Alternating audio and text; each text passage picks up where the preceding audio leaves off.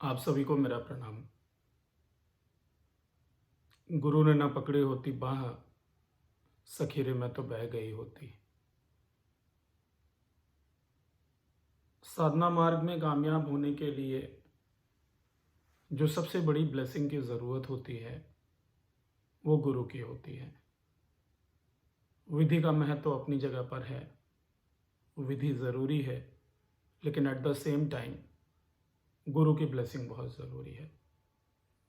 वो बात दीगर है कि जब आप विधि का अभ्यास नियमित रूप से करते हैं, सिंसियरली करते हैं, तो गुरु की ब्लेसिंग अपने आप आपके साथ जुड़ जाती है।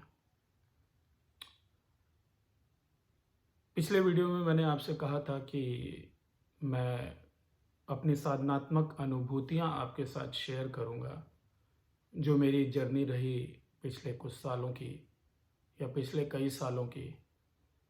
इसमें जो भी चीज़ें मेरे स्मरण में हैं, जो भी बातें, जो अनुभूतियां मुझे हुई, वो मैं आपके साथ साझा करूंगा। वीडियो थोड़ा लंबा हो सकता है क्योंकि एक लंबा समय का अंतराल है मेरी दीक्षा होने से लेकर और आज तक के समय में। तो जाहिर सी बात है, जो बातें होंगी वो ज़्यादा होंगी। अपने अनुभवों के विषय में मैं पहले भी बता चुका हूँ। कोशिश करूँगा कि चीज़ों को संक्षिप्त रखूँ, बहुत ज़्यादा आपको ऐसा कुछ जो है डिटेल्ड एक्सप्लेनेशन ना दूँ चीज़ों का। दूसरी चीज़,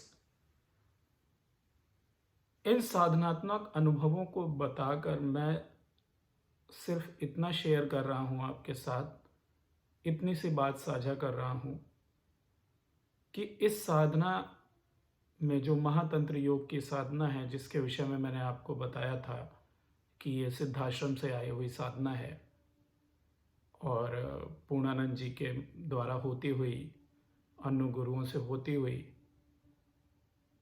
मुझे भी प्राप्त हुई और मेरे जैसे शायद बहुत सारे लोगों को प्राप्त हुई। यहाँ पर बात जो है वो व्यक्ति परित नहीं है। व्यक्ति का इम्पोर्टेंस उतना नहीं है जितना उस विधि का जिसके माध्यम से आप अपनी चेतना को अनुभूत करने का प्रयास कर रहे हैं। एक रिक्वेस्ट और भी है कि मेरी साधनात्मक जर्नी को सुनने के बाद में कृपा करके मन में कोई फैंटेसी ना क्रिएट करें और कोई परसेप्शन ना बना लें कि मुझसे कोई उम्मीद करें कि आप मुझे फ़ोन करेंगे और अपना कोई काम सॉल्व करवाएंगे। कई तरह के फ़ोन आ जाते हैं मेरे पास में, मेरे घर में भूत हैं, प्रेत हैं, ये है वो है। ये सब काम मैं नहीं करता हूँ। अधिक से अधिक मैं आपको महातंत्र योग की साधना से परिचित करा सकता हूँ, उसमें दीक्षित कर सकता हूँ और दीक्षा के बाद जिन अनुभूतियों से आप जाते हैं वहाँ पर मैं आपको कॉन्फर्मेशन दे सकता हूँ कि आप जो अनुभव कर रहे हैं क्या वो साधनात्मक पथ से मेल खाता है ना।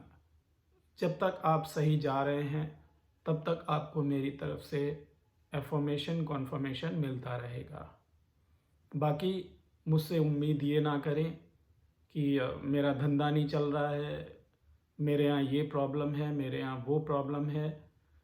हाँ, ये बात सही है कि अगर आप अपनी साधना दिल लगा कर करते हैं तो आपकी बहुत सारी चीज़ें स्वतः सॉल्व हो जाती हैं।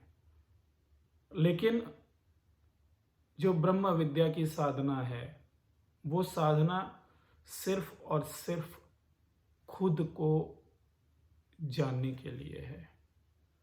शास्त्रों ने, ऋषि मुनियों ने, सभी ने ये कहा है कि यदि इस मार्ग में शक्तियाँ और सिद्धियाँ प्राप्त होती भी हैं तो वो भटकाव का कारण बनती हैं।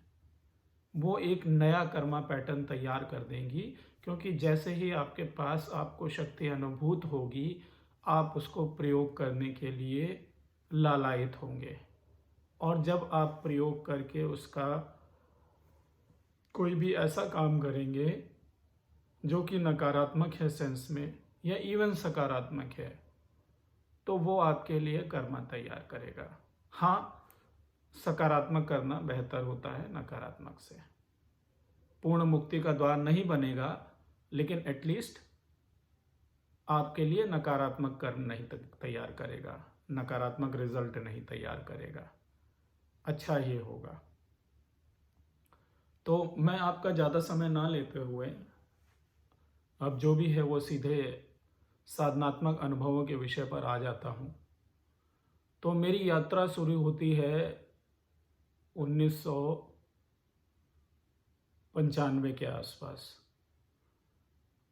लखनऊ से मेरी स्कूलिंग हुई और मेरा बर्थ प्लेस इटावा का है।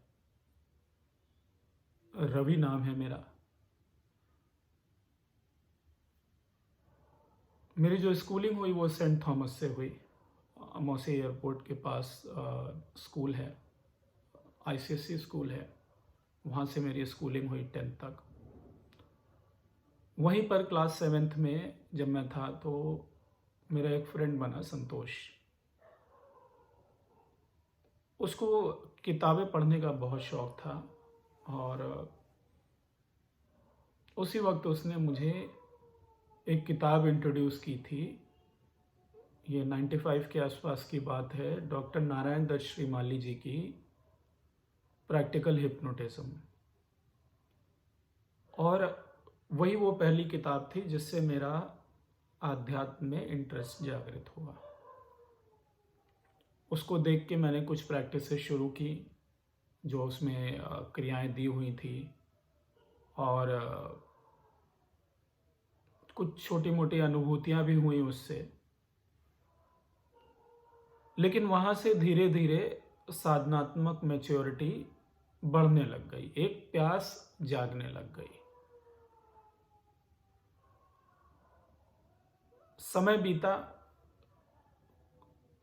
2-4 किताबों से और रूबरू हुआ मैं, पढ़ा उनको। बल्कि यूँ कहूँ कि श्रीमाली जी की ही किताबें पढ़ी तो एक सेंस में अगर मैं कहूँ तो भले ही मैंने उनसे दीक्षा नहीं ली, लेकिन अगर आध्यात्मिक ज्ञान के तल पे जाऊं तो मंत्र क्या है, तंत्र क्या है, इन सब बातों की जानकारी मुझे श्रीमाली जी की किताबों से ही मिली। तो उस प्रकार से वो गुरु हो गए। गुरु पद पर तो है ही हैं डॉक्टर नारायण दत्त श्रीमाली। बड़ी श्रद्धा है मेरे मन में उनके लिए आज भी और तब भी थी। कई लोग उल्टे सीधे कमेंट कर देते हैं कि उनके साथ तो ये हुआ था, वो डर गए थे, ऐसा किया था वह। उन सब बातों से मेरा कोई लेना देना नहीं है। प्रेम ऐसी चीज़ होती है, किसी से होता है तो हो जाता है, फिर सामने वाला अच्छा या बुरा इससे मतलब नहीं है। मेरे मन में आज भी उनके लिए प्रेम है, उनके लिए श्रद्धा है, कल भी थी और हमेशा रहेगी। तो कोई उनके विषय में क्या सोचता है इस बात से मुझे प्रभाव नहीं पड़ता। ये मेरी व्यक्तिगत चॉइस है और मैं उनको आज भी मानता हूँ। उनकी पुस्तकें पढ़ के थोड़ी बहुत मैच्योरिटी आई। जब क्लास 12th के आसपास पहुंचा मैं, तो उस वक्त संतोष ने मुझे ओशो से इंट्रोड्यूस किया। वो बहुत सारी किताबें पढ़ता था, मतलब कवि भी था, बहुत अच्छा राइटर था। वो अब इस दुनिया में नहीं है। सन 2011 में मेरी शादी हुई थी, उसके बाद ही पास्ट अवे। तो बहुत ही क्लोज़ फ्रेंड था मेरा, बहुत ही अच्छा फ्रेंड था। हमने महीनों साथ गुजारे हैं, स्कूल में ही नहीं, मतलब वैसे भी जब स्कूल के बाद फ्री होते थे तो हम साथ में रहते थे ज़्यादातर। और बहुत ही नॉलेजेबल था वो, लेकिन भाग्य अपनी जगह है। तो वो इस दुनिया में नहीं रहा, लेकिन बहुत नॉलेज थी। मतलब उसका पूरा कमरा जो है किताबों से भरा हुआ था। उसको किताब जहाँ से भी मिलती थी ले आता था। वो अपना सारा पैसा किताबों में ही इन्वेस्ट करता था और अच्छे लेवल पे था। यूनिवर्सिटी में प्रोफेसर हो गया था, पीएचडी कर ली थी, डबल पोस्ट ग्रेजुएशन किया हुआ था, लेकिन किस्मत को कुछ और ही मंजूर था। तो डेथ हो गई उसकी, काफ़ी कम उम्र में डेथ हुई। मेरे ख्याल से 2011 में, क्या वही 28-29 साल की उम्र में डेथ हो गई उसकी, 29-30 साल की उम्र में। लेकिन वो रास्ता दे के चला गया मुझे मेरी ज़िंदगी में। 2000 2 या 3 के आसपास एक बंदे से मेरी मुलाकात हुई, एक कॉमन फ्रेंड के माध्यम से। सत्या नाम था उसका, उससे मुलाकात हुई। वो मजिशियन था, जादूगर। तो और आर्टिस्ट भी था। वो जापान वगैरह होके आया था आर्ट की वजह से ही। तो उससे थोड़ी बन गई मेरी, अच्छी बन गई, अच्छी जमने लगी। आना जाना शुरू हो गया उसके घर पे। और उनकी सिस्टर थी, वो उनको मैं बहुत मानने लगा, क्योंकि मेरी पर्सनली कोई सिस्टर नहीं है। हम दो भाई हैं, एक छोटा है, मैं बड़ा हूँ। और पेरेंट्स अब हैं नहीं इस दुनिया में। सन 2016 में दोनों पेरेंट्स की डेथ हो गई थी मेरे, 1 महीने के अंतराल पे ही। तो अभी बस मैं हूँ, मेरी फैमिली है, मतलब मेरे 2 बच्चे हैं, बेटा है, बेटी है। बेटी बड़ी है, बेटा छोटा है, वाइफ है, और साथ में भाई भी रहता है। तो ये थोड़ा सा पर्सनल चीज़ें थी मेरी लाइफ के बारे में। 11-12 साल में दिल्ली रह के आया। अभी फ़िलहाल मैं लखनऊ रह रहा हूँ। और मोस्ट प्रॉब्ली अगर किस्मत चाहेगी तो आगे भी लखनऊ ही रहूँगा, क्योंकि यहाँ पे फादर का बनाया हुआ घर है, यहीं पे रह रहा हूँ। मेरे पास इतनी अर्निंग थी नहीं, ना ही इतना इंटरेस्ट था कि मतलब पैसा कमाने में बहुत ज़्यादा रुचि नहीं थी मेरी। आध्यात्म में शुरू से रुचि रही, तो दिमाग उधर ही रहा। जिस वक्त जितने साल नौकरी भी की, 10-12 साल गुड़गांव में जॉब करके आया मैं। गुड़गांव में मैं एक्चुअली बीपीओ सेक्टर में था। बीपीओ सेक्टर में तो पहले मैं कस्टमर सर्विस में था। उसके बाद फिर और प्रमोट हुआ, उन रोल्स में भी रहा। और 2019 में मैंने जॉब छोड़ दी, यूँ कहूँ कि छूट गई, क्योंकि परफॉर्मेंस उतना अच्छा नहीं था, कुछ प्रेशर था। और मेरा मन भी काफ़ी हद तक बदल चुका था, क्योंकि उसके बाद मैंने जॉब ढूंढी नहीं। लखनऊ आया, लॉ की प्रैक्टिस करने लगा। तो थोड़ी थोड़ी लॉ की प्रैक्टिस जब समय मिल जाता है, और थोड़ा सा अपना कोशिश करता हूँ कि सही तरीके से जैसे भी हो सके घर पे थोड़ी बहुत अर्निंग होती रहे। तो अभी प्रयास में लगा हुआ हूँ फ़िलहाल यहाँ सेटल होने के लिए, क्योंकि अभी मेरे पास इतना कोई ऐसा कोई अर्निंग का रिसोर्स नहीं है। और लॉ की प्रैक्टिस का ऐसा है कि अभी बिगिनर हूँ, तो इतना कुछ आता जाता नहीं है, थोड़ी बहुत नॉलेज है। तो इट विल टेक टाइम, साल, 1.5 साल, 2 साल का टाइम लगेगा जब हाथ बैठेगा जाके उस चीज़ में। और चूँकि एकांकी एटीट्यूड है, अकेले रहना ज़्यादा पसंद है। और आध्यात्मिक जो पथ है मेरा, वो अपने आप में ज़्यादा रखता है। तो अभी भी धन कमाने में उतनी रुचि नहीं हो पाती, बस ये रहता है कि घर चलता रहे किसी तरीके से। हाँ, काफ़ी लोगों को दीक्षा दी मैंने महातंत्र योग की साधना में। मेरे ख्याल से कुछ हज़ार लोगों को दीक्षा दी मैंने। और उसमें से कई लोग आज भी रेगुलर प्रैक्टिशनर्स हैं, और कई बार आर्थिक रूप से सहयोग भी कर देते हैं, थोड़ा बहुत जिसकी जैसी कैपेबिलिटी होती है। तो हमेशा तो नहीं होता, लेकिन कभी कभार जैसे कोई त्यौहार हुआ या कुछ हुआ तो लोग सहयोग कर देते हैं, तो थोड़ा बहुत चल जाता है उससे भी। कुल मिला के लाइफ अभी भी ठीक ठाक है, ऐसी कोई परेशानी नहीं है। साधना का जो मूल उद्देश्य है वो आपको अपने सेंटर में पहुंचना है, आपका अपना ट्रू नेचर जानना है। क्योंकि लोग अच्छे से अच्छा लेवल प्राप्त कर लेते हैं, फिर भी फ्रस्ट्रेटेड रहते हैं, परेशान रहते हैं। मैं देखिए दिल्ली से लखनऊ आया था तो मेरे पास कोई पैसा नहीं था। वही मतलब जॉब छोड़ने के बाद में जो आपको फुल एंड फाइनल मिलता है सैलरी का, सिर्फ उतना अमाउंट था। मेरे पास कोई पैसा नहीं था, कोई सेविंग्स नहीं था, क्योंकि यहाँ से दिल्ली गया। और शुरुआत में मतलब वही था कि कुछ लोगों को पैसे दे दिए, पैसे कभी वापस आए नहीं। और पैसे चूँकि किसी से उठा के दिए थे, तो वो कर्ज़ा भी मैं चुकाता रहा। तो अपने पास कुछ इकट्ठा नहीं हो पाया, सैलरी बस कर्जे में ही जाती रही। और उसके बाद में शादी हो गई। सैलरी कोई इतनी हाई फाई भी नहीं थी, ठीक थी दिल्ली के हिसाब से। 40-45 हज़ार रुपये बहुत होता है, मतलब मियाँ बीवी। लेकिन बच्चे हो गए दोनों, तो शादी के बाद फिर बन नहीं पाया हिसाब किताब, कोई सेविंग वगैरह कुछ नहीं हो पाई। बस चलता रहा। खाने-पीने को दुखी नहीं रहे, पहनने-ओढ़ने को दुखी नहीं रहे और ठीक-ठाक सी एवरेज जगह पे रहते रहे, कोई हाई-फाई लोकेलिटी नहीं थी। दिल्ली में जो लोग रहते हैं साउथ वेस्ट दिल्ली से परिचित होंगे, उत्तम नगर का एरिया है और ये इधर महावीर एन्क्लेव का एरिया है। तो बेसिकली मैं उधर ही रहता था, करीब 10-11 साल मैं उधर ही रहा हूँ। तो काफ़ी लोग अपना दिल्ली में जानते भी हैं मुझे, क्योंकि दीक्षा देता था तो घर पे आते रहते थे बहुत सारे लोग मिलने के लिए।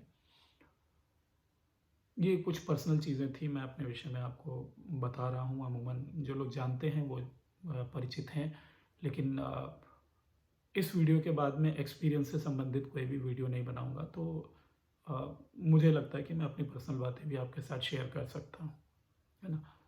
तो 2012 के आसपास मैंने जैसा कि बताया कि मेरी दोस्ती हुई बंदे से। वो जो है एक्चुअली गुरुजी का शिष्य था। वो गुरुजी के पास कई साल रह के आया था उनके आश्रम में। गुरुजी का आश्रम जो है दिल्ली में है, धौला कुआँ जो लोग जानते हैं। धौला कुआँ से थोड़ा-सा आगे बढ़ के जहाँ पे ये अपना होटल्स वगैरह हैं बड़े वाले, वहीं पर मतलब न्यू दिल्ली की तरफ जाते वक़्त जब हम गुड़गाँव से दिल्ली जाते हैं, तो मेरे ख़्याल से आईटीसी मौर्या पड़ता है वहाँ पे और धौला कुआँ पास करते ही और उसके आगे एक आध होटल और हैं। उसके बाद मालचा मार्ग करके एक स्टैंड आता है और मतलब इधर से दिल्ली जाते वक़्त लेफ्ट हैंड पे एक बहुत बड़ा-सा जंगल जैसा है, मतलब सिर्फ़ पेड़ ही पेड़ हैं उधर। तो मालचा मार्ग बस स्टैंड के ठीक सामने बिल्डिंग है वाइट कलर की।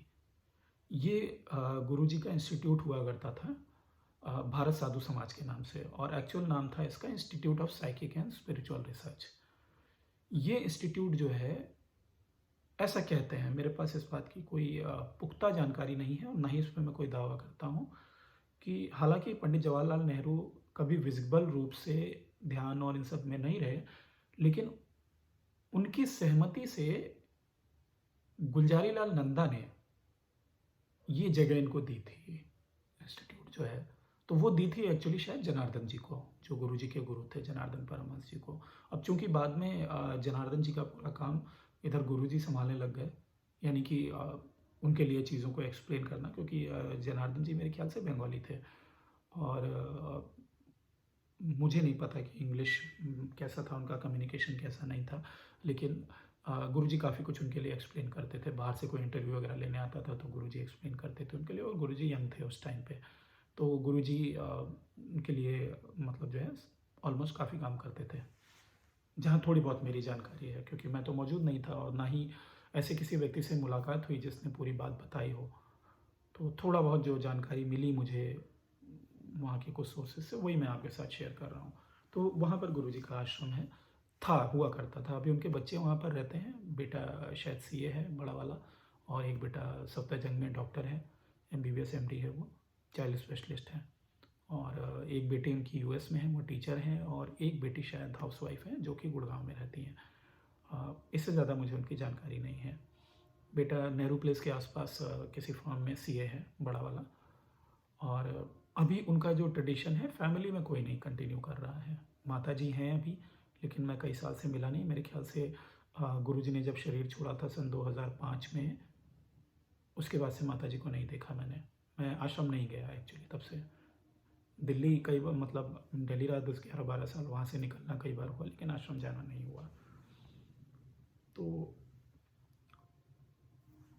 सत्या से जब मेरी मुलाकात हुई तो फिर चूँकि वो अध्यात्म की, बुद्ध की, कबीर की और इन सब की बातें काफ़ी किया करता था। उनके घर में भी वैसे ही माहौल था। अक्सर कबीर-वबीर जी की बातें होती थी, कबीर जी की बातें होती थी, बुद्ध की बातें होती थी और वो अक्सर कबीर जी के दोहे वगैरह और वो सब बातें वो बोलता रहता था। तो बातों-बातों में फिर चर्चा भी होना शुरू हो गई ध्यान वगैरह के बारे में। तो उसने बताया कि वो पिछले कई सालों से ध्यान करता है और अपनी अनुभूतियाँ वगैरह भी शेयर करना शुरू किया। तो वो भूत चुड़ैलों वगैरह वाली ज़्यादा बातें करता था कि वो उसने यहाँ पे जाके उसको ठीक किया, उसको जाके वहाँ ठीक किया। और जैसे उसने एक स्टोरी बताई थी कि उसकी एक फ्रेंड थी बचपन की, मतलब जैसे बच्चे खेला करते हैं ना, तो बच्चों में दोस्ती नहीं हो जाती आपस में, तो वो मतलब बड़ी होके उसकी डेथ हो गई।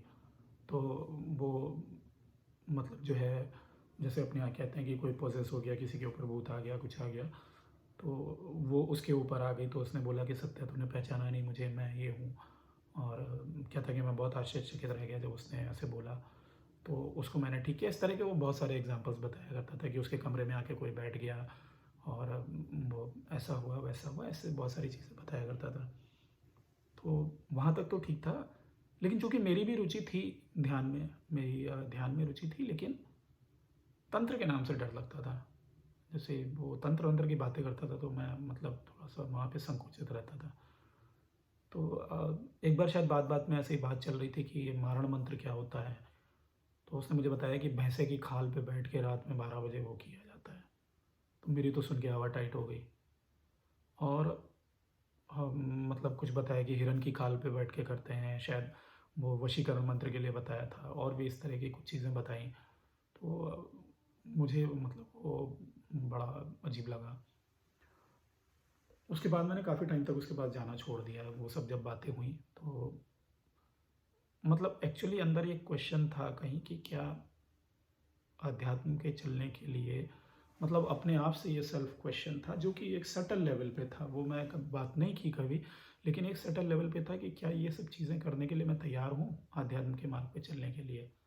और वो अंदर एक डिलेमा था कि पता नहीं, जवाब था पता नहीं, क्योंकि दिल की इच्छा है करने की कि कुछ ऐसा एक्स्ट्रॉर्डिनरी हो, कुछ करें, लेकिन हिम्मत नहीं पड़ रही है ये सब बातें सुन के कि ये सब भी करना पड़ता है, इस तरह की ये वाली भी चीज़ें होती हैं, नकारात्मक शक्तियाँ होती हैं, ये सब होता है।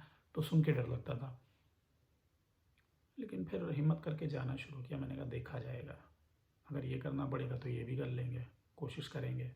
डर तो बहुत लगता था, ऐसी बात नहीं है। मैं ये नहीं कहूँगा कि मैं निडर निडर आदमी नहीं, मुझे बहुत डर लगता था, और ख़ास तौर से इस तरह की चीज़ों से सुन के जान के। तो लेकिन अब इंटरेस्ट है तो वो इंटरेस्ट आदमी को खींचता रहता है। अच्छा, तो सबसे पहले अ, फिर मैं दोबारा गया, और मैं तब तक मेडिटेशन वगैरह करने लग गया था। मेडिटेशन क्या करता था, ओंकार का जप करता था बैठ के मैं, और कोई मेडिटेशन नहीं करने लग गया था। और उस वक्त तक वो नारायण दत्त श्रीमाली जी का वो प्रैक्टिकल हिप्नोटिज्म की किताब देख के डॉट पे फोकस करना और ये सब कुछ करना, वो सब कुछ करने लग गया था। कैंडल में देख के उसको स्टेयर करते रहना, वो सारी चीज़ें। और उसके कुछ एक्सपेरिमेंट्स भी करके देखे थे जो कामयाब हुए, कि जैसे वो युवावस्था में जैसे होता है कि मैंने उसमें पढ़ा था कि आप कोई जा रहा है, उसको पीछे उसकी गर्दन पे लगातार देखते रहो, तो आपकी जो मानसिक संप्रेषण के द्वारा जो शक्ति है वो वहाँ तक पहुँचेगी, उसको फील होगा कि कोई देख रहा है, और वो अचानक पलट के देखेगा। तो वो उन दिनों में बड़ा मज़ा आता है ना कि मतलब लड़की वड़की को किसी को देखा और उसने अगर पलट के देख लिया, तो वो कुछ एक बार एक्सपेरिमेंट किया मैंने, और वो कामयाब हुआ कि किसी लड़की को देखते रहे पीछे से लगातार, और अचानक उसने पलट के देख दिया। ठीक है, जबकि वो बिल्कुल भी अवेयर नहीं है कि मैं उसको देख रहा हूँ लगातार। तो वो थोड़ा सा एक एक्साइटमेंट क्रिएट होना अंदर शुरू हो गया कि अच्छा, ऐसा भी होता है। फिर कुछ चीज़ें मतलब जो है इस तरह की जब एक्सपीरियंस हुई, तो इंटरेस्ट थोड़ा बढ़ता चला गया।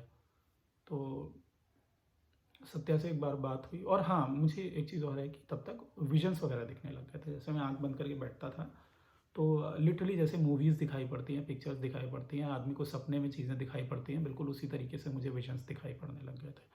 तो जहाँ तक मेरा अंदेशा है कि मैंने पास्ट लाइफ में भी थर्ड आई की साधना कर रखी थी, जिसकी वजह से जैसे ही मैं इस लाइन में प्रवेश किया, ये चीज़ एक्टिवेट हुई, तो मेरे थर्ड आई जो है वो तुरंत इफ़ेक्ट दिखाने लग गई। मुझे वहाँ पर विजन्स आने लग गए, और मेरे हिसाब से काफ़ी लोगों को आते हैं, लेकिन काफ़ी लोग ये भी बताते हैं कि उनको नहीं आता कोई विज़न। तो दैट माइट वेरी, मुझे श्योर नहीं है, लेकिन मुझे विजन्स वगैरह आने लग गए थे। तो उस वक्त तक सत्या ने मुझे गुरुजी के बारे में थोड़ा बहुत बता दिया था, कि उनके गुरुजी हैं, दिल्ली में रहते हैं, उनके गुरु हैं, वो 2000 साल से ऊपर के हैं, महाअवतार बाबा जी नाम है उनका। और जनार्दन जी के बारे में बताया। सत्या जो है जनार्दन जी से मिला हुआ था, क्योंकि जनार्दन जी एक बार आश्रम आए थे तो सत्या वहीं पे रहता था। तो उस वक्त जनार्दन जी से उसकी मुलाकात हुई थी। तो उसने ये सब बताया बताया कि वो बहुत पहुँचे हुए गुरु हैं, बहुत शक्ति हैं, और ये भी बताया कि बहुत बड़े बड़े नेता वेता आते हैं उनके पास में। और मुझे बिल्कुल भी नहीं पता। उसने मुझे ये भी बताया था कि 70s के आसपास एक बार यमुना में बाढ़ आई थी बहुत भयंकर। अ, मैंने वो घटना वेरीफाई नहीं की, लेकिन उसने मुझे ऐसा बताया था। तो इंदिरा गांधी जी आई थी गुरु जी के पास में, और उन्होंने उनसे पूछा था कि क्या सोल्यूशन है, क्योंकि वो बाढ़ रिसीड नहीं हो रही थी, कुछ ऐसा हुआ था। तो गुरुजी ने कुछ बताया था उनको करने के लिए और वो उन्होंने किया था जाके, उसके बाद ही पानी वो रिसीड हो गया था, डाउन हो गया था। तो और मेरी प्रार्थना है कि अ, मुझे गुरुजी के तल पे मत बैठाइएगा कि आप मुझसे उम्मीद कर लें कि वो बताते थे तो मैं भी बताऊंगा। मेरा कर्म क्षेत्र अलग है। मैंने सिर्फ और सिर्फ साधना पे फोकस किया है, सिर्फ और सिर्फ जो दीक्षा गुरुजी ने दी थी उस पे फोकस किया है। बाकी चीज़ों पे मैंने समय नहीं इन्वेस्ट किया बिल्कुल भी, चाहे वो यंत्र हो, हवन हो, यज्ञ हो, ये सब चीज़ों पे, या भूत विद्या, प्रेत विद्या, इन सब चीज़ों पे मैंने बिल्कुल भी काम नहीं किया है। तो I have no knowledge about it and I can not help you about it. I can not help you into it. मैं इसमें आपकी कोई सहायता नहीं कर सकता। मैं आपको महातंत्र योग की साधना में 100% सहायता कर सकता हूँ, क्योंकि उसमें मैंने अपना कोर छुआ हुआ है, अपना बिंदु जो डीपेस्ट पॉइंट हो सकता है किसी साधना में, वो मैंने छुआ हुआ है। वहाँ पर मैं ईमानदारी से आपका लास्ट पॉइंट तक मैं आपके साथ में खड़ा हो सकता हूँ। ठीक है, आपके घर में प्रॉब्लम चल रही है, ये चल रहा है, वो चल रहा है, ये मेरा ऑब्जर्वेशन रहा है कि अगर आप साधना करते रहें तो मैक्सिमम चीज़ें सॉल्व हो जाती हैं। जो नहीं सॉल्व होती हैं वो कहीं ना कहीं पराशक्ता की मर्जी होती है और उसमें आपके लिए कुछ ना कुछ एक्सपीरियंस छुपा होता है। तो उसको आप स्वीकार करना भी शुरू कर दें, क्योंकि साधना का मतलब ये नहीं होता कि होना होना होना होना सब कुछ आपके फेवर में हो जाएगा। आपकी परीक्षा, जितना आप आगे बढ़ते जाओगे, जितना आप गहरे तल पे जाते जाओगे, उतनी आपकी परीक्षा भी होती जाती है। तो उसके लिए भी तैयार रहना है आपको, और तैयार कर दिए जाओगे आप। जब आप एक के बाद एक चैलेंजेस फेस करेंगे तो तैयार हो जाएंगे आप। मैंने भी लाइफ में बहुत सारी परेशानियां देखी, आर्थिक रूप से, भौतिक रूप से बहुत सारी परेशानियां देखी, और धीरे धीरे मजबूत होता चला गया। और हर इंसान देखता है, ठीक है। हाँ, जो जिस क्षेत्र में होता है वो क्षेत्र विशेष के हिसाब से देखता है। मैं आध्यात्मिक क्षेत्र में ज़्यादा रुचि थी मेरी, तो मुझे उसके हिसाब से मतलब बस होता ये है कि आपका चश्मा बदल जाता है। आपका इंटरेस्ट अगर आध्यात्मिक है तो आप आध्यात्मिक चश्मे से चीज़ों को देखोगे, लाइफ की सिचुएशंस के।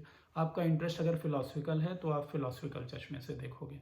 आपका इंटरेस्ट अगर प्रैक्टिकल है, आप प्रैक्टिकल थिंकर हो, तो आप लाइफ में जो सिचुएशंस आएंगी उनको प्रैक्टिकली देखेंगे। ठीक है, तो ये सिर्फ अप्रोच बदल जाती है चीज़ों को देखने की, और वही अप्रोच ही आपकी खुशी या दुख का कारण बनती है।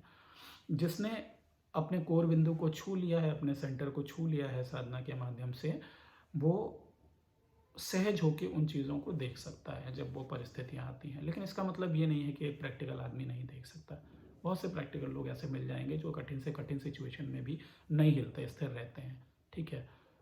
हाँ, जो एक साधक है, लेकिन सिर्फ साधक नहीं, जिसने साधना में जो गहनतम बिंदु है उसको छुआ है, उसको जाना है, वो हर सिचुएशन में, हर मोमेंट में ब्लिसफुल रह सकता है, आनंद में रह सकता है।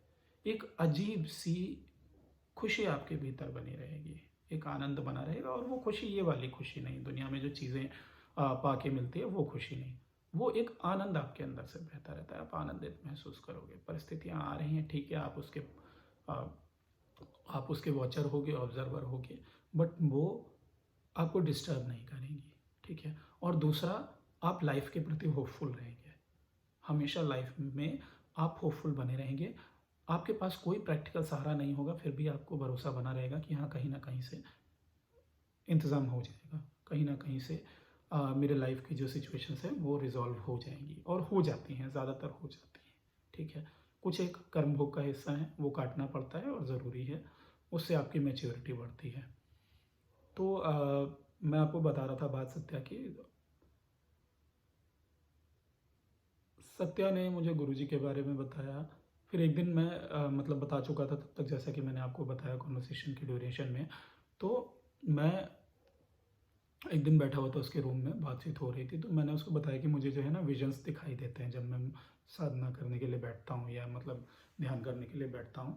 तो उसने कहा कि ठीक है, एक काम करो, आंखें बंद करके बैठो अभी और मुझे बताओगे तुम्हें क्या दिखाई पड़ रहा है। तो मैंने उस टाइम पे आंखें बंद की, और जैसे ही मैंने आंखें बंद की मुझे एक वाइट कलर की बिल्डिंग दिखाई दी, हाईवे दिखाई दिया उसके सामने, और वहाँ पे एक अधेड़ उम्र के व्यक्ति दिखाई दिए जिनके यहाँ यहाँ तक बाल थे, और एक पेंटिंग बोर्ड दिखाई दिया जिस पे लोग पेंटिंग वगैरह करते हैं। ठीक है। तो मैंने सत्या को ये चीज़ बताई है, मैंने कहा ये सीन देखा है मैंने। तो वो मुझे देख के हंसने लग गया, कहता कि मतलब तुम तो एग्जैक्ट जगह पे पहुंच गए। तो मैंने कहा एग्जैक्ट जगह पे मतलब, मैं समझा नहीं उसकी बात को एक्चुअली। तो उसने कहा कि तुम तो गुरुजी के आश्रम पहुंच गए हो, जैसा तुम बता रहे हो आश्रम ऐसा ही दिखता है, और गुरुजी भी ऐसे ही हैं। और वहाँ पे एक वो ऐसी ही पेंटिंग रखी हुई है बड़ी सी, वो एक्चुअली गुलजारी लाल नंदा की पेंटिंग थी जो सत्या ने बनाई थी जब वो गुरुजी के यहाँ रहता था। तो वो पेंटिंग बोर्ड, इतना बड़ा पेंटिंग बोर्ड टाइप की वो पेंटिंग थी। अच्छा, उसके बाद में सन 2000 में 7 नवंबर सन 2000 को कुछ सिचुएशंस ऐसी बनी कि मैं सत्या के साथ दिल्ली गया। That was the first time ever in my life जब मैं पहली बार दिल्ली गया। मैं दिल्ली गया और लखनऊ में से हम लोग गए थे, मुझे याद है। उसके बाद में धौला कुआं, नई दिल्ली से धौला कुआं, धौला कुआं से धौला कुआं तो नहीं, हाँ मालचा मार्ग पे उतरे थे, बस आती थी वहाँ पे, डीटीसी की बस आती थी तब, अभी भी आती है। तो सरकारी वाली जो, माफ़ कीजिएगा,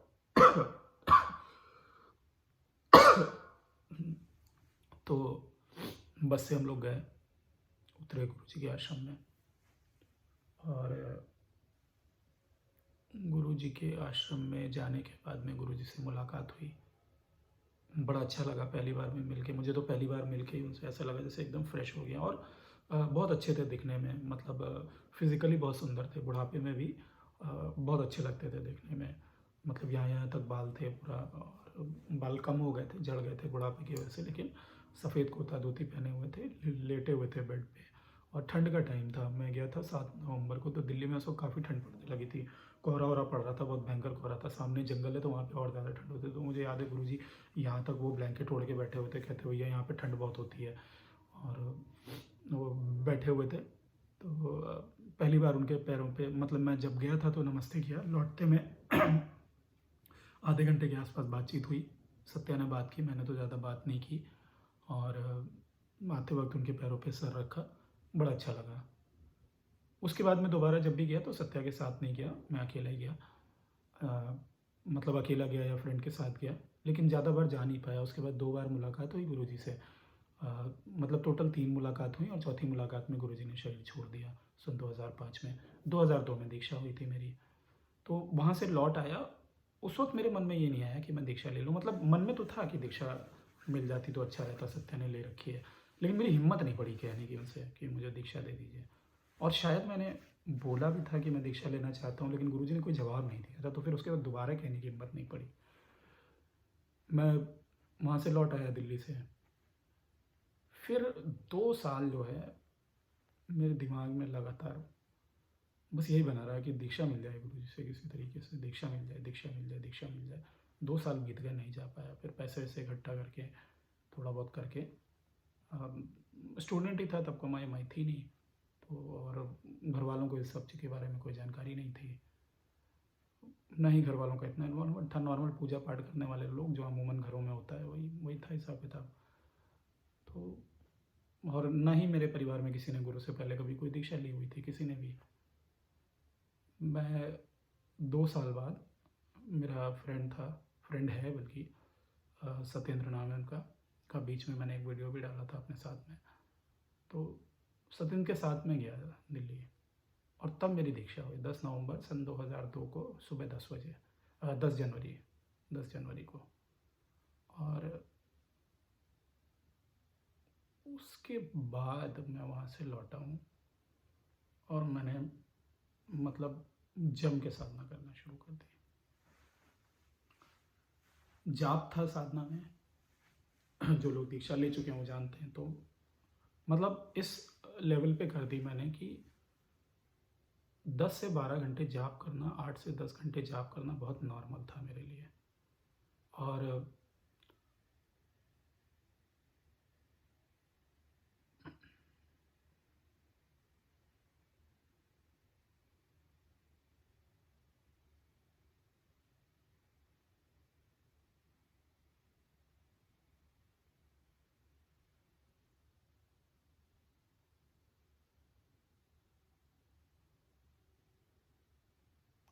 हाँ, तो मैं मतलब मंत्र करता ही रहता था, करता ही रहता था। फिर बड़ा अच्छा लगने लगा मंत्र करते करते, और उस ड्यूरेशंस में फिर कई सारे एक्सपीरियंसेस होना शुरू हो गए।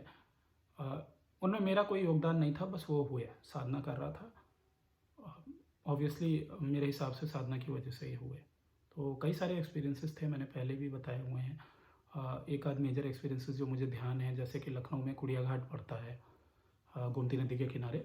नारायण दत्त श्रीमाली जी का जन्मदिन था उस दिन, और मैं उस टाइम साधना करने लग गया था। तो मैं गया, बहुत धूप थी उस दिन, मई का महीना था, मिड मिड मई के आसपास की बात है, बहुत भयंकर गर्मी। और टेंट की छाया में बैठा हुआ था, टेंट के एक कोने में बैठा हुआ था, वहाँ भी धूप पड़ रही थी। दोपहर की 12-1 बजे की बात है, और वो सब प्रोग्राम वगैरह चल रहा था उनका। बहुत भयंकर गर्मी थी, बहुत भयंकर गर्मी। तो उन्हीं ड्यूरेशंस में मैंने योगानंद जी की किताब भी पढ़ी थी कि प्रार्थना करने से ये हो जाता है, वो हो जाता है, अगर आप साधना करते हैं। तो मैं बैठ गया कि बारिश हो जाए, ठीक है। और मतलब मैं ध्यान पे बैठ गया वहीं पे उसी धूप में, 20-25 मिनट में बैठा रहा, और इस उम्मीद के साथ में कि मौसम अच्छा हो जाएगा। बैठा रहा, 20-25 मिनट बैठा रहा, फिर गर्मी बर्दाश्त नहीं हुई मेरे से, मतलब एक मन खिन्न टाइप का हो गया, गर्मी बहुत ज़्यादा हो रही थी। तो मैं उठा वहाँ से, स्प्लेंडर मोटरसाइकिल थी, तब पिताजी ने नई नई ली थी। स्प्लेंडर उठाई, कुड़िया घाट से मैं चल दिया, और वहाँ से चला हूँ मैं हजरतगंज चौराहे तक आया हूँ लखनऊ में। मेरे ख्याल से 4-5 किलोमीटर, या शायद थोड़ा ज़्यादा अंतर होगा, ऐसे ही कुछ डिफरेंस था दूरी का। तो जब तक मैं हजरतगंज चौराहे पे आया हूँ, अचानक मेरी आसमान की तरफ नज़र पड़ी, तो मैंने देखा कि 1-2 काले बादल आ गए हैं। और वहाँ से लेके हजरतगंज से लेके, मैं रहता हूँ इधर आपका अमौसी एयरपोर्ट से 5 किलोमीटर पहले रहता हूँ मैं, तो रहता था और अभी भी रहता हूँ। तो वहाँ से घर तक पहुँचते पहुँचते, जब तक मैं घर पहुँचा हूँ, तो फुल फ्लेज बूंदाबांदी शुरू हो चुकी थी, और घर पहुँचने के बाद में अच्छी खासी बारिश हुई। अब ये कोइंसिडेंस भी हो सकता है कि बाई चांस गर्मी बहुत ज़्यादा थी, इसकी वजह से ऐसा हुआ, लेकिन मई के महीने में बारिश कम ही होती है, गर्मी ज़्यादा होती है। तो एक साधक के तौर पे मैं ये मानना चाहूँगा कि शायद वो साधना की वजह से ही हुआ। अच्छा, उसके अलावा और भी कई छोटी-छोटी घटनाएँ हैं, जैसे कि एक फ्रेंड के यहाँ गया, तो उनकी गाय गाय पली हुई थी उनके यहाँ, बछड़ा खो गया उसका। तो उनकी मम्मी जानती थी कि मैं साधना-वाधना करता हूँ, तो उन्होंने कहा कि रवि भैया बताओ कुछ, ठीक है। तो मैंने आँखें बंद की, तो मुझे दिखाई दिया कि मतलब एक लंबी सी औरत है, उसके पास गाय का बच्चा खड़ा हुआ है। अच्छा, 1 डेढ़ घंटे बाद जो है, वो बच्चा जो है गाय का, एक्चुअली जिस औरत के पास मिला, वो उसकी एवरेज हाइट से ज़्यादा हाइट थी, और मुझे उसका घर भी दिखाई पड़ा था कि घर ऊंचाई पे बना हुआ है, और एक्चुअली वो घर भी काफ़ी ऊंचाई पे बना हुआ था। और वो औरत की हाइट भी नॉर्मल जो है, मतलब फीमेल्स की हाइट होती है, उससे ज़्यादा थी, अच्छी हाइट की लेडी थी।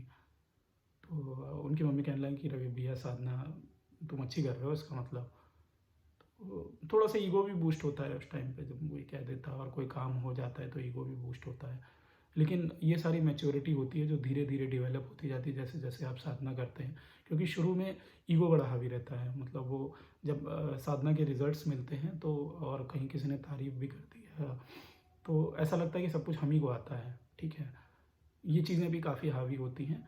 लेकिन हाँ, साधनात्मक रूप से जैसे जैसे आप मैच्योरिटी आपकी बढ़ती जाएगी, और आपके अंदर से आनंद निसृत होने लगेगा, तो आप धीरे धीरे फिर आपका ईगो, मतलब वो जैसे कहते हैं ना कि लदा हुआ जो पेड़ होता है फलों से, उसकी डालियाँ झुक जाती हैं, तो फिर आप झुकने लग जाते हो, फिर वो एडवेंचर वाली ट्रिप आप बंद कर देते हो। आप अपने आप को क्रेडिट देना बंद कर देते हो, आपको समझ में आ जाता है कि आपकी वजह से कुछ भी नहीं हो रहा है, आप सिर्फ कोशिश कर रहे हो, लेकिन परासत्ता नहीं चाहेगी तो कुछ भी नहीं होगा, ठीक है। तो वो जो हो रहा है आपके साथ में, वो ब्लेसिंग है, वो परासत्ता की, इसकी वजह से हो रहा है। ऐसा नहीं है कि आप कर रहे हो तो आपके करने के, मतलब मेरे करने से भी कोई चीज़ हो जाए, ये उसकी दया है। करूँगा तो मैं है ही, जो मेरी इच्छा है करने की, लेकिन मेरे करने के बाद भी मुझे उसमें कामयाबी मिल जाए, ये उसकी दया है। हाँ, कर्म का सिद्धांत ये कहता है कि आपको अपनी तरफ से कोशिश करनी चाहिए, ठीक है, पूरी जितना भी कर सकते हैं। तो ये एक बताया मैंने। एक बार मैं रोड पे जा रहा था, अगर कोई लखनऊ में रहता हो तो जानता हो, कृष्णनगर थाना पड़ता है। कृष्णनगर थाने पे जो क्रॉसिंग है, मेरे पास बजाज चेतक स्कूटर हुआ करता था तब। तो स्कूटर में चला रहा था, और मैं आपको बाय गॉड बता रहा हूँ, मुझे एकदम साफ आवाज़ सुनाई पड़ी कान में, विस्परिंग की, एक्सीडेंट होने वाला है। एकदम साफ आवाज़ सुनाई पड़ी, और इतना सुन के मैं जरा सा अलर्ट ही हुआ था, एकदम से दूसरी तरफ से एक लड़का जो है साइकिल लेके आया, और उसने पता नहीं कैसे अचानक से बिल्कुल मेरे स्कूटर के पास से निकाल लिया के। और मेरा स्कूटर धड़ से उसके मतलब साइकिल में लड़ा पीछे वाले पहिए में और वो उछल के गिरा जाके। तो मैं तो एकदम से डर गया, घबरा गया बहुत तेज़। मैं गाड़ी लेके निकल गया वहाँ से, क्योंकि यहाँ पे ना मतलब यूपी में है ऐसा कि गाड़ी वाड़ियों को वाले को पकड़ लिया, अगर उसने एक्सीडेंट किया हो तो पीट वीट देते हैं कायदे से। गांव देहातों में तो बहुत बुरा हाल है। मेरा भी कज़न भाई जो है, मैंने 1 डेढ़ साल पहले भी बताया भी था, 1 साल पहले, तो उसके साथ भी ऐसा ही हुआ था। वो अभी उसकी ज़्यादा उम्र नहीं थी, मुश्किल से 27-28 साल का था। 3 बच्चे हैं, शादी हुई हो चुकी है और वाइफ विडो बैठी हुई है घर पे, विधवा हो गई। क्योंकि उससे कोई लड़ भिड़ गया था, गाड़ी लड़ गई किसी से, मोटरसाइकिल से जा रहा था, तो लोगों ने पीट पीट के मार डाला उसको। उसको इतना मारा, इतना मारा, इतना मारा, उसके सर पे लाठी वाठी मार दी, हेलमेट के 2 टुकड़े हो गए। गांव में लोगों ने पकड़ के उसको इतना पीटा कि वो बेचारा दुनिया से ही चला गया। तो इधर का हाल बड़ा ख़राब है इन सब मामलों में, ठीक है। और एंटी सोशल एलिमेंट्स भी हैं ऐसे में, जो इंतज़ार करते हैं कि कोई गलती करे तो उसको मार पीट के पैसे मतलब ऐंठ लें। किसी आप गांव में जा रहे हो, किसी के जानवर को चोट लग गई या किसी आदमी को चोट लग गई, तो वो आदमी एक बार भले ही ना बोले, वहाँ के गांव के जो लोग होंगे, जो दादा टाइप्स होंगे, वो आपको पकड़ लेंगे, आपसे पैसे वसूलेंगे उसके नाम पे, ठीक है, या फिर मारपीट करेंगे आपके साथ में। ये जगह जगह पे है और ये क्षेत्रवाद हर जगह पे है, इसको कोई डिनाई नहीं कर सकता, ठीक है।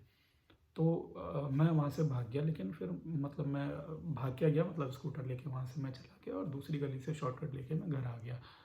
घर आके लेकिन मेरा मन नहीं माना, फिर मैं कपड़े चेंज करके अपना गया, तो पता चला कि उस लड़के को चोट ठीक ठाक लग गई थी, लेकिन पैर वैर में लगी थी, सिर में चोट नहीं लगी थी। तो फिर थोड़ा संतुष्ट होकर घर आ गया मैं। ये एक घटना थी। उसके अलावा उन दिनों जब मैं साधना कर रहा था, तो मेरे कमरे में अजीब अजीब सी हरकतें होने लगी। लेकिन वो ठीक है, वो कुछ डराने वाली चीज़ें थी, वो बताना उचित भी नहीं है, क्योंकि नए साधक बिना वजह उस चीज़ को लेके आशंकित हो जाते हैं कि अगर ऐसा हो गया मेरे साथ तो क्या करूँगा। मैं ये बता सकता हूँ कि अगर आप चाहे रात में 12 बजे भी साधना कर रहे हैं बैठ के, अगर आप गुरु का स्मरण करके, अपने इष्ट का स्मरण करके, आपके जो कुल देवता हैं उनका स्मरण करके और बाबा जी का स्मरण करके आशीर्वाद लेके आप बैठते हो, मन में उनसे ब्लेसिंग्स लेके आप बैठ जाइए, आपको कोई नहीं छुएगा। हाँ, थोड़ा सा माहौल ऐसा हो सकता है, कई बार ऐसा लगता है कि लोग खड़े हुए हैं, बात कर रहे हैं, आवाज़ें आ रही हैं, कोई चल रहा है आसपास, इस तरह की फीलिंग्स हो सकती हैं, उसमें थोड़ा सा भयाक्रांत हो सकते हैं, स्पेशली अगर आप रात में कर रहे हैं तो। लेकिन डरने घबराने वाली बात नहीं है। मैंने नहीं देखा एक भी साधक को कभी किसी को कोई नुकसान पहुंचा हो। बस ये कि आपको हिम्मत थोड़ा मजबूत करके बैठना है। अगर आप रात में बैठ रहे हो और दिन में बैठ रहे हो तो कोई दिक्कत ही नहीं है, तब नहीं फील होगा कुछ भी। अच्छा, शुरू में जो है आप बड़ा विरोध करोगे, जब आसपास का शोर सुनाई देगा और ये सब कुछ होगा तो आपको बड़ा गुस्सा आएगा कि लोग डिस्टर्ब कर रहे हैं, बॉदर कर रहे हैं, है ना। इसकी वजह से बड़ी परेशानी होती है, दिमाग में बहुत डिस्टर्बेंस होता है। लेकिन जैसे जैसे आपको साधना का आनंद आने लगता है, आपको अच्छा लगने लगता है, तो वो विरोध खत्म होने लगता है। फिर चीज़ें आके यहाँ पे रुकती नहीं है, वो आती हैं, टकराती हैं और चली जाती हैं, ठीक है। वो कम होने लगता है, आपका रेजिस्टेंस कम होने लगता है, आप विरोध करना बंद कर देते हो चीज़ों का, ठीक है। वीडियो काफ़ी लंबा हो गया है। मैं कोशिश करूँगा कि अगले 1 या 2 वीडियो में आज तक की मेरी जितनी जर्नी है उसको पूरा ख़त्म कर दूँ। इसके बाद आगे मेरे पर्सनल एक्सपीरियंसेस से संबंधित कोई वीडियो नहीं आएंगे, अनटिल अनलेस कहीं पे आपको सहयोग की ज़रूरत हो किसी तरीके की। वरना ये 1-2 वीडियो में ही मैं इसको मतलब फिनिश कर दूँगा। और उसके बाद जो भी होगा, जो आध्यात्मिक रूप से सहायता करने के लिए जो भी हो सकता है, मैं समय समय पे वीडियो, मुझे बनाना अच्छा भी लगता है, लेकिन समय का अभाव रहता है, क्योंकि सब कुछ देखना है। मैं पारिवारिक व्यक्ति हूँ, घर पे अर्निंग भी करनी होती है जैसे तैसे, तो जो भी हो जाता है वो करने की कोशिश करता हूँ। फिर जो समय मिल जाता है तो थोड़ा बहुत कभी महीने 15 दिन में, 1 आध महीने में, जब भी मौका मिल गया तो वीडियो बना लेता हूँ, ठीक है। तो मैं कोशिश करता रहूँगा, बीच बीच में वीडियो बनाता रहूँगा। काफ़ी लोग अप्रिशिएट भी करते हैं तो अच्छा लगता है। कई लोगों को मेरे वीडियोस पसंद हैं, तो एटलीस्ट उनके लिए तो बनाऊँगा ही, ठीक है। किसी नए व्यक्ति को नहीं पसंद आता है, कोई बात नहीं, अपने अपने चुनाव की बात है। कोई किसी को कुछ पसंद है, किसी को कुछ पसंद है, लेकिन मैं जो लोग मुझे पसंद करते हैं, मेरे वीडियोस को पसंद करते हैं, उनके लिए मैं ज़रूर प्रयास करता रहूँगा कुछ ना कुछ लाने की। और आप चाहें तो मुझे सजेशंस भी भेज सकते हैं कि मैं क्या बनाऊँ, कैसे बनाऊँ। क्योंकि देखिए, जो साधना का क्षेत्र है, जो साधना मैंने आपसे शेयर की, उसमें मतलब जिन लोगों ने दीक्षा ली मुझसे, कुछ हज़ार लोगों को मैं दीक्षा दे चुका हूँगा।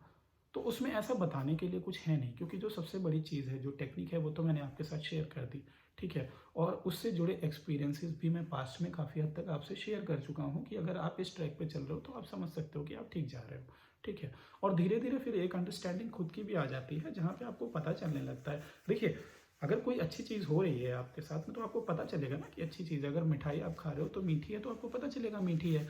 उसी तरीके से साधना मार्ग में अगर आप कामयाब हो रहे हो तो आपको संतोष मिलेगा, शांति मिलेगी, आनंद मिलेगा, ठीक है? तो आपको खुद समझ में आ जाएगा। हाँ, अगर आपके साथ मतलब आपके अंदर से नेगेटिविटी निकल के आ रही है, तो भी ठीक है एक लेवल तक, कि नेगेटिविटी शेड होती है, नेगेटिविटी बाहर निकलती है। लेकिन अगर आप गलत होते जा रहे हो, तो आपको कहीं न कहीं विचार करने की ज़रूरत है कि ये साधना मैं सही कर रहा हूँ या नहीं कर रहा हूँ, या साधना सही रिज़ल्ट दे रही है कि नहीं दे रही है मुझे। अमूमन साधना सही रिज़ल्ट देती है, दिक्कत हमारी तरफ से होती है कहीं न कहीं, किसी न किसी स्तर पे, है ना? बस हमें नहीं पता होता कि हम कहाँ पे गलती कर रहे हैं, इसलिए चीज़ें उस तरह से रिज़ल्ट नहीं दे पा रही होती हैं। हकीकत ये है कि आपको लग कर, मन लगाकर, जो भी आपके समय की अवेलेबिलिटी है, उसके हिसाब से साधना करनी होती है। साधना अपना रिज़ल्ट देना शुरू कर देती है। कुछ एक केसेस में मेरा एक्सपीरियंस रहा है, क्योंकि इतने सारे साधक हैं कि कुछ लोगों के लिए बिल्कुल भी कुछ नहीं हुआ। तो मैं वहाँ पे इतना कह सकता हूँ कि पेशेंस से आप लगे रहेंगे तो दुनिया की कोई ताकत नहीं है जो आपको परासत्ता से ना जोड़े, क्योंकि वो सत्ता भी तो देख रही है ना कि आप प्रयास कर रहे हो सच्चे दिल से अपने सेंटर में जाने के लिए, खुद को जानने के लिए। तो ऐसा हो ही नहीं सकता कि उधर से आपको ब्लेसिंग ना मिले। टाइम थोड़ा आगे पीछे हो सकता है, थोड़ा ज़्यादा हो सकता है, लेकिन आप अपने रास्ते से मत टिकिए, लगे रहिए, लगे रहिए, लगे रहिए, ठीक है? अल्टीमेटली क्योंकि आप इस रास्ते के पथिक हैं, तो आप लगे ही रहेंगे, आपके लिए छोड़ पाना भी मुश्किल है, तो फिर लगे ही रहिए, है ना? लगे रहेंगे तो निश्चित तौर पे एक ना एक दिन कामयाब ज़रूर होंगे। आज के लिए वीडियो यहीं रोकूँगा, काफ़ी लंबा हो गया है वीडियो। मैं अगले 1 या 2 वीडियो में अपने एक्सपीरियंसेस जो है वो एक्सपीरियंसेस मतलब जो पास्ट में हुए, और क्योंकि मैंने जो पिछले एक्सपीरियंस लास्ट टाइम एक्सपीरियंसेस किए थे वो 2-3 साल पहले किए थे। तो वो उससे पहले के, उसके बाद में जो जर्नी रही या जो भी चीज़ें रहीं, उनको भी ऐड ऑन करते हुए मेरे ख्याल से 2 वीडियो कम से कम लग जाएँगे। तो वो मैं बना दूँगा जब, तो मतलब उसके बाद उसको क्लोज़ कर दूँगा। फिर मेरे जो नॉर्मल वीडियोज़ आते हैं, सिद्धों की परंपरा के वीडियो हो गए, या ऐसा कोई भी, ऐसा कुछ भी जो आपके लिए यूज़फुल हो सकता है आपकी आध्यात्मिक जर्नी में, या आपके आध्यात्मिक जर्नी को इग्नाइट करने में, वो मैं आपके साथ शेयर करता रहूँगा। ठीक है? बहुत-बहुत धन्यवाद मुझे सुनने के लिए, और बहुत ज़्यादा आज शेयर नहीं कर पाया, इसका मुझे थोड़ा-सा अफ़सोस है, क्योंकि बहुत सारी चीज़ें ऐड हो जाती हैं और कहीं न कहीं ज़रूरी भी होती हैं, है ना? तो उनका भी सुनना ज़रूरी है। मैं जितना भी शेयर कर रहा हूँ, जो कुछ भी शेयर कर रहा हूँ, आपके साथ ईमानदारी से शेयर कर रहा हूँ, और आगे भी पूरी ईमानदारी से शेयर करूँगा। गुरु ने ना पकड़ी होती बाँह, सखेरे में तो बह गई होती।